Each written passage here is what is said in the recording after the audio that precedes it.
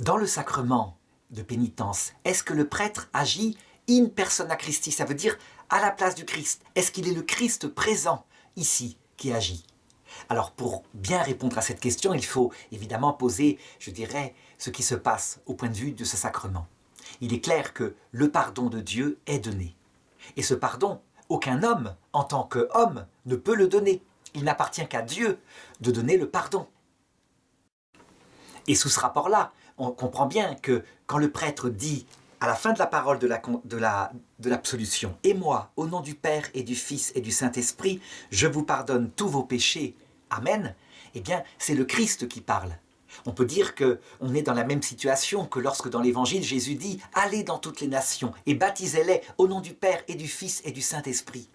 C'est, je dirais, la même chose. Donc, on sent bien que le prêtre agit ici in persona Christi.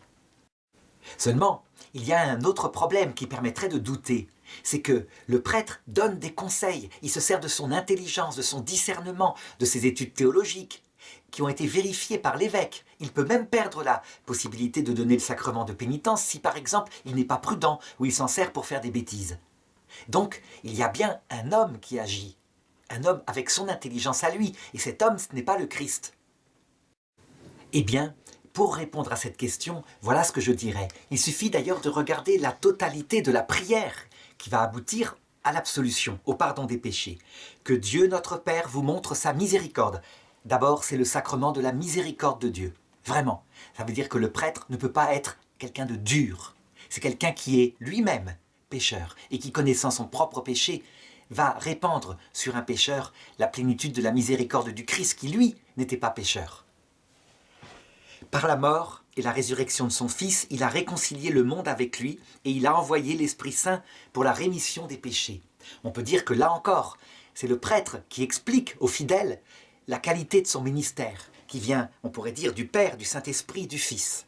Et ensuite, il dit ceci, « Par le ministère de l'Église, que le Père vous donne le pardon et la paix. » Ça veut dire que le prêtre reçoit sa mission de l'Église qui est l'épouse du Christ, et qui n'est pas une épouse passive, une sorte d'instrument, comme disent certains protestants à propos de la Vierge Marie, une mère porteuse, donc qui n'a aucune importance. Non, l'Église est une mère vivante, collaboratrice du Christ, et à qui il fait confiance, qui va donc se servir de son intelligence. Le prêtre, là, on pourrait dire, agit dans la personne de l'Église. Vraiment, délégué par l'Église à travers le ministère que lui a conféré l'évêque. Et enfin, ça se termine comme ça, « Et moi, au nom du Père et du Fils et du Saint-Esprit, je vous pardonne tous vos péchés. » Là, on sent bien que c'est véritablement le Christ qui pardonne, puisque lui seul, qui est, je dirais, Dieu fait homme, a cette possibilité de réconcilier le Père avec l'homme pécheur. Cependant, attention, si le prêtre agit ici in persona Christi, donc dans la personne du Christ, il agit comme personne intelligente, donc un peu comme l'Église qui serait unie dans le cœur du Christ, pour ne faire qu'un avec lui. Et le Christ, son époux, lui fait confiance pour lier ou délier par l'absolution, ou par le refus de l'absolution dans certains cas. Alors un signe qui permet de montrer en dernier lieu qu'il y a bien une action dans la personne du Christ. C'est le secret de confession.